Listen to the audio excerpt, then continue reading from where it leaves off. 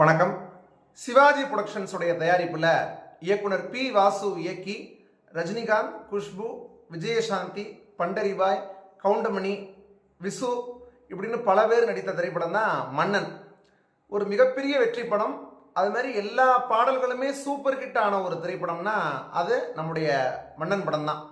உண்மையாகவே இசைஞானி இளையராஜா அவர்களுடைய பாடல்கள் எல்லாமே இந்த படத்தில் ரொம்ப சூப்பராக இருக்கும், அற்புதமாக இருக்கும். அது இப்போ நம்ம பேச போகிற ஒரு பாட்டு ரொம்ப ரொம்ப வித்தியாசமான ஒரு பாட்டு. இன்னொன்று சொல்ல போனால் இது வந்து ஒரு முதலிரவு பாட்டு. முதலிரவு பாட்டு அப்படின்னாலே பெரும்பாலும் எந்த பாடகியை பாட வைப்பாங்கன்னா ஜானகி அம்மா அவர்களை தான் பாட வைப்பாங்க. அதே மாதிரி இந்த பாட்டையும் ஜானகி அம்மா அவர்களை தான் பாட வச்சுருக்காங்க. அது மாதிரி இது மாதிரியான பாடல்களை அதிகமாக எழுதுகிறவர் யாருன்னா நம்ம வாலி அவர்கள் தான். அவர் தான் இந்த பாட்டையும் எழுதியிருக்காரு. இதில் இப்போது ஆண் பாடகர் கதாநாயகன் யார்? ரஜினிகாந்த். அவருக்கு யாரை பாட வைக்கலாம்? எஸ்பிபி பாடியிருக்கலாம், மலேசியா வாசுதேவன் பாடியிருக்கலாம், இல்லாட்டி வேறு யாரை கூட பாடியிருக்கலாம். ஆனால் ஒரு புதிய பரீட்சார்த்த முயற்சியில் படக்குழு வந்து ஈடுபட்டிருக்காங்க. பி வாசு அவர்களும் இளையராஜா அவர்களும் எல்லாரும் சேர்ந்து கம்பல் பண்ணி ரஜினிகாந்த் அவர்கள்ட்ட போய் நீங்கள் தான் அந்த பாட்டை பாடணும் அப்படின்னு சொல்லிட்டாங்க. அதை கேட்டவுடனே ரஜினிகாந்த் அவர்கள் முடியவே முடியாதுன்ட்டார். ஏன்னா 1975 வந்து திரைத்துறை வந்து ஒரு 15-20 வருஷம் ஆயிடுச்சு. அந்த காலகட்டத்தில் பீக்கில் இருக்கார். அப்போ வந்து ஒரு பாட்டை வந்து பாட சொல்லி வந்தால் எப்படி அவரால் ஏற்றுக்க முடியும்? ஏன்னா இயல்பாகவே இசையில் வந்து கொஞ்சம் பயிற்சி இருந்தால் பாடலாம். ஆனால் இசையில் ரஜினிகாந்த் அவர்களுக்கு பரிச்சயமே கிடையாது. அவரை வந்து பாட சொன்னால் எப்படி பாட முடியும்? ஆனால் அவர் தான் பாடி ஆகணும்னு சொல்லிட்டாங்க. அதனால் அவரும் ஒன்றும் மறுக்க முடியல. ரஜினிகாந்த் அவர்களுக்கு ஏற்ற மாதிரியே இந்த மெட்டெல்லாம் வந்து ரொம்ப கடினமான விஷயங்கள் போடாமல் லேசாக அழகாக 2 வார்த்தை 3 வார்த்தையாக பாடுற மாதிரி அழகாக இசைஞானி இளையராஜாவும் அதுக்கு ஏற்ற மாதிரியே கம்போஸ் பண்ணிட்டாரு. வாலி அவர்கள் பாட்டை எழுதிட்டாங்க. ஜானகி அம்மா பூந்து விளையாடிட்டாங்க எப்பவும் போல. ரஜினிகாந்த் அவர்கள் என்ன பண்ணியிருப்பாருன்னா முதல் சரணம் முழுக்கவே ஜானகி அம்மா பாட பாட ஒவ்வொன்றுக்கும் எசப்பாட்டு பாடியிருப்பார். எப்படி பாடியிருப்பாருன்னா பாடியிருக்க மாட்டார். அதாவது அவருடைய ஸ்டைலில் பேசுவார்ல எப்போதும், ஆஹா ஓஹோ அட்ரா சக்க அப்படி போடு, இது எப்படி இருக்கு, இப்படியே சொல்லியிருப்பார் முதல் சரணம் ஃபுல்லாகவே. 2வது சரணத்தில் தான் ரஜினிகாந்த் அவர்கள் பாடவே ஆரம்பிப்பார். அதில் இளையராஜா அவர்கள் வந்து இந்த பாட்டுக்கு கொடுத்துருக்கக்கூடிய அந்த ஒரு பீட்டு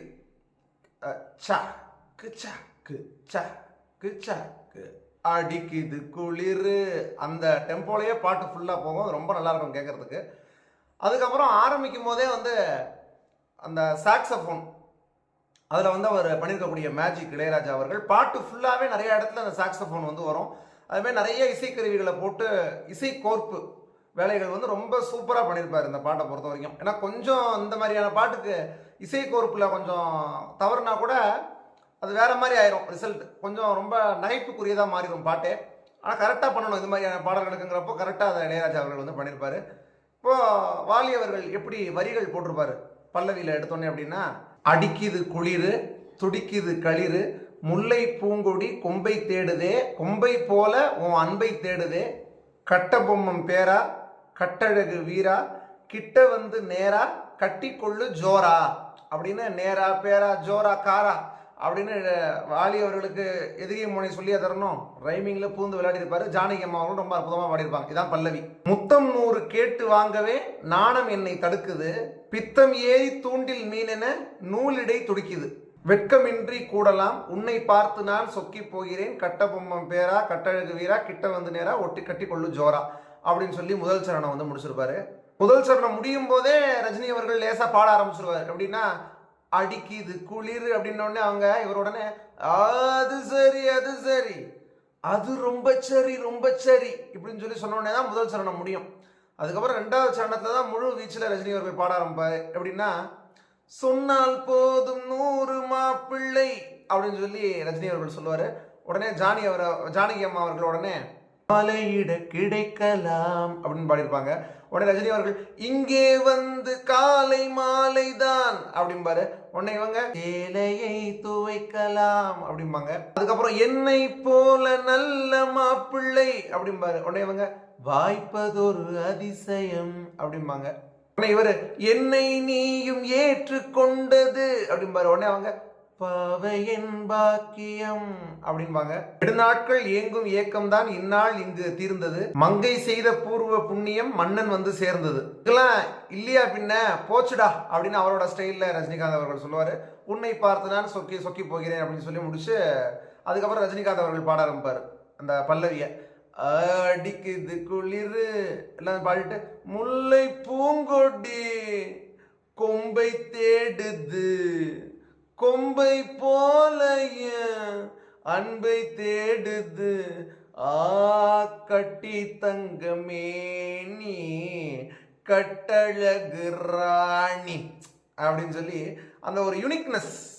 என்னதான் ரஜினிகாந்த் அவர்கள் பாடுற மாதிரி இல்லாம படிக்கிற மாதிரி இருந்தாலுமே கூட அது ரஜினிகாந்த் அவர்களுடைய குரலை கேட்டு அன்றைய காலகட்டத்தில் எல்லாரும் ரொம்பவும் பழக்கப்பட்டிருப்பாங்க. அப்போ இப்பவுமே நான் ரஜினி அவர்களுடைய குரல் வந்து ஒரு யூனிக்கான ஒரு குரல் அப்படிங்கிறதுனால கேட்டவுடனே ஒரு அட்ராக்ஷன் எல்லாருக்குமே இருக்கும். அதனால அவர் பேசுகிற வசனங்கள் இது எல்லாத்தையுமே கேட்டு அந்த காலகட்டத்தில் எல்லாரும் பழக்கப்பட்டதுனால இதை வந்து அப்படி ரசிச்சாங்க அந்த காலகட்டத்தில். இது எல்லாம் சேர்ந்து வாலி அவர்களுடைய வரிகள், அது மாதிரி விஜயசாந்தி அவர்கள் வந்து இப்படி கூட வந்து அவங்க பண்ணுவாங்களா, காதலோட அவங்க வந்து ரொமான்டிக்காக வந்து நடிப்பாங்களா அப்படின்னு சொல்லி எல்லாரும் வியந்து பார்த்த ஒரு பாட்டுன்னா அந்த பாட்டை சொல்லலாம். அதே மாதிரி வந்து இந்த பாட்டில் ஒவ்வொரு விஷயமுமே கிட்டத்தட்ட ரஜினிகாந்த் அவர்கள் பாடினது 6-7 லைன் தான் இந்த பாட்டில். ஆனால் ரஜினிகாந்த் அவர்களுக்காக மட்டுமே இந்த பாட்டு பதிவு செய்யப்படுவதற்கு கிட்டத்தட்ட 6 மணி நேரம் ஆயிருக்கு. நான் ரஜினிகாந்த் அவர்கள் பாடினதுனால இது அவரே ரஜினி அவர்களே சொல்லியிருக்காரு ரொம்ப நகைச்சுவையாக ஒரு மேடையில். வேணவே வேணான்னு சொன்னேன், என்னை கட்டாயப்படுத்தி பாட வச்சாரு அப்படின்னு சொல்லி ரஜினி அவர்கள் வந்து சொல்லியிருப்பாங்க இளையராஜா அவர்களுடைய ஃபங்க்ஷனில். இருந்தாலுமே இந்த பாட்டு இது எல்லாம் சேர்ந்து ரஜினி அவர்கள், விஜயசாந்தி அவர்கள், ஜானகி அம்மா, இளையராஜா அவர்கள், வாலி அவங்க எல்லாரும் சேர்ந்து அவங்களுடைய பெஸ்ட்டை கொடுத்து இந்த பாட்டை இப்போ வரைக்கும் நம்ம கேட்கும்போது ஒரு ஃப்ரெஷ்ஷான ஒரு ஃபீல் நமக்கு ஏற்படுற அளவுக்கு ஒரு பாட்டை கொடுத்துருக்காங்க. இந்த பாட்டை பற்றி பேசுறது நமக்கு ரொம்ப ரொம்ப மகிழ்ச்சி. உங்களுக்கு இந்த பாட்டில் நீங்கள் கவனித்த விஷயங்கள், உங்களுக்கு பிடிச்ச விஷயங்களை கீழே கமெண்ட் பண்ணுங்கள். இது மாதிரி பல பாடல்கள் பற்றி, பல தகவல்கள் பற்றி நம்ம சேனலில் தொடர்ச்சியாக பேசுவோம். நன்றி.